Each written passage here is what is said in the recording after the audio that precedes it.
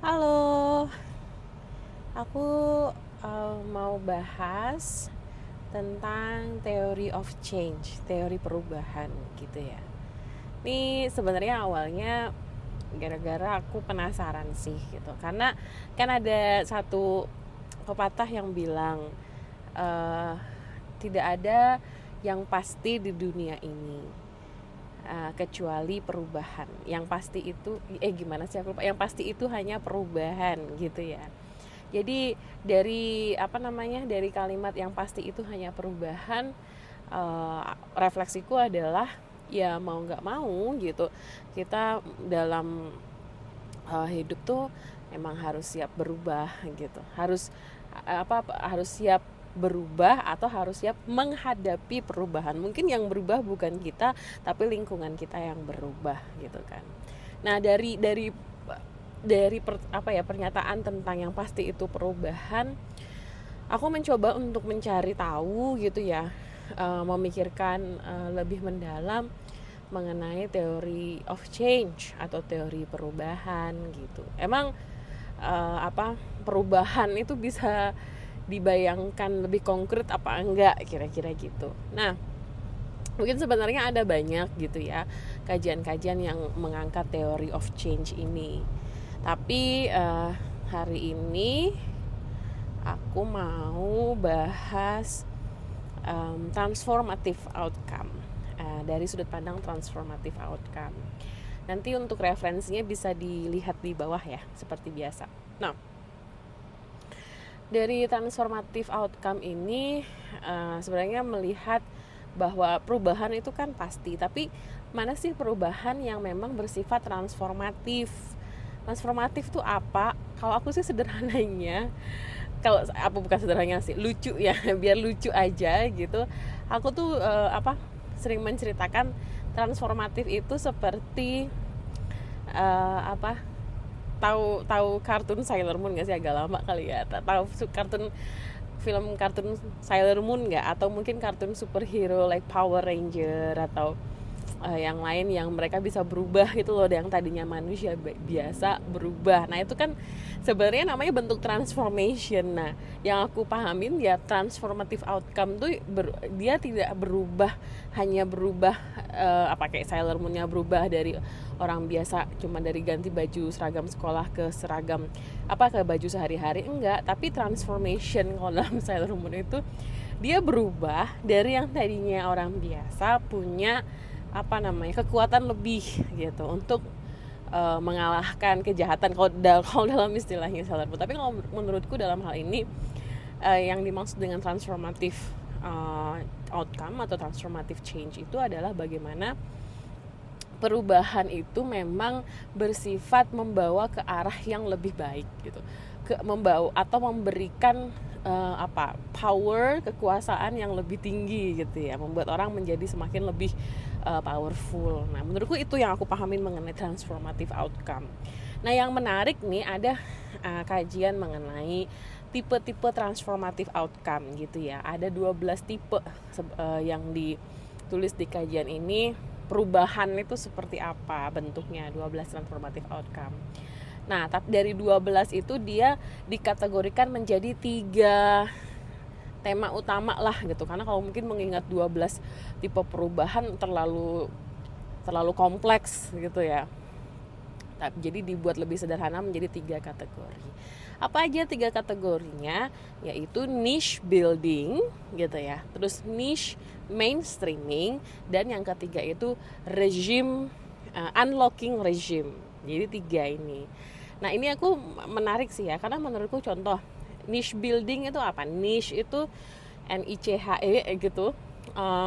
Oh mungkin dalam bahasa Indonesia itu artinya ceruk gitu ya. Nah aku tuh selalu buat supaya aku lebih gampang memvisualisasi transformative outcome ini, aku selalu membayangkan dia berupa tembok gitu, bahwa regime itu berupa tembok, yang mau diubah itu berupa tembok.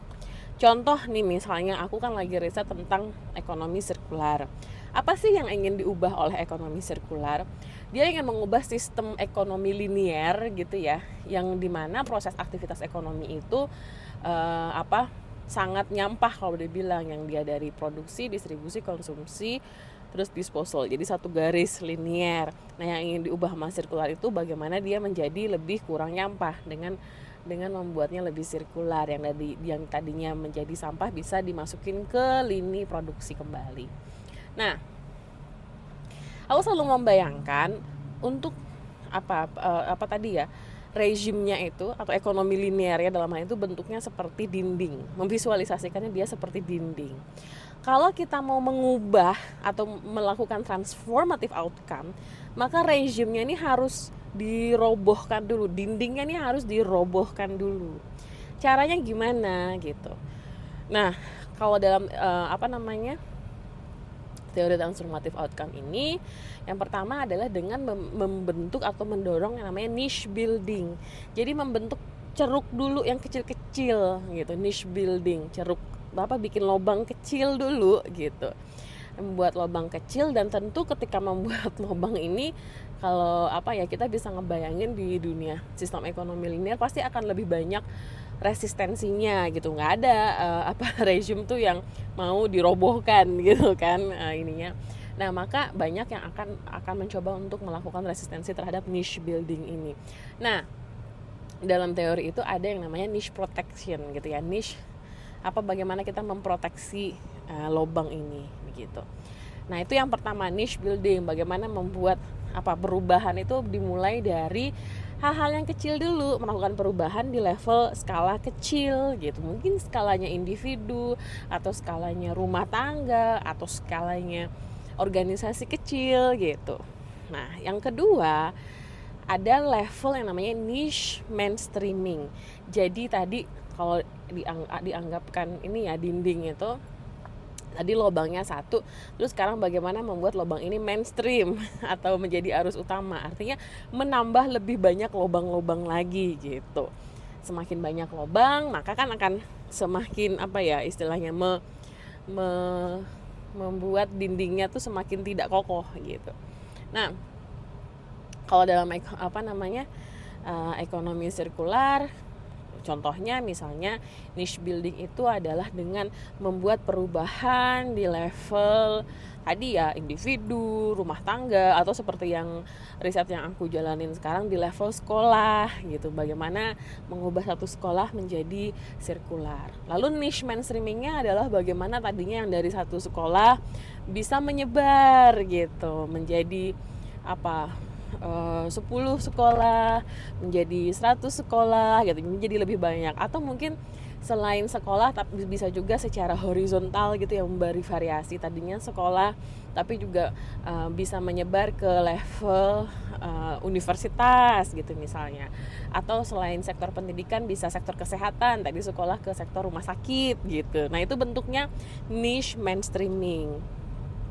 Barulah yang ketiga, level perubahan yang lebih tinggi itu adalah unlocking regime, di mana praktek-praktek baru yang dilakukan di level niche building dan niche mainstreaming itu berhasil menjadi normal, menjadi the new normal gitu, berhasil menjadi prinsip normalnya, menjadi rezim baru gitu ya, yang akhirnya merobohkan rezim yang lama. Artinya kalau dalam contoh ekonomi sirkular, yang tadinya sekolah itu tidak wajib gitu membuat sekolahnya menjadi sirkular, tapi di unlocking regime ada peraturan Menteri Pendidikan gitu yang mewajibkan semua sekolah harus menerapkan ekonomi sirkular.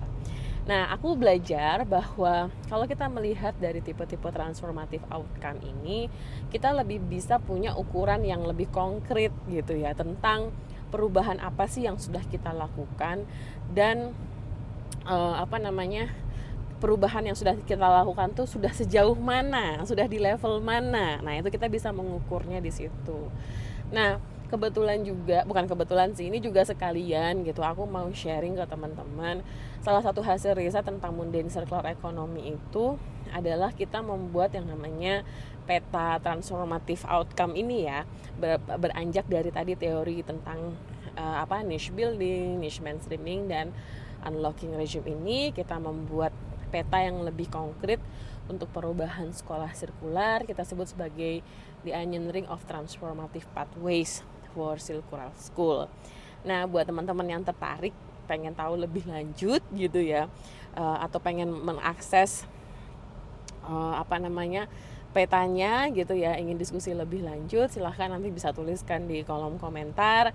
Dan kalau ada yang ingin membaca draft ini, baru draft paper ya, baru habis submit, jadi belum bisa dikirim, saya berikan akses untuk membacanya. Tapi nanti kalau ada yang berminat bisa saya kirimkan draftnya. Gitu dulu ya, terima kasih.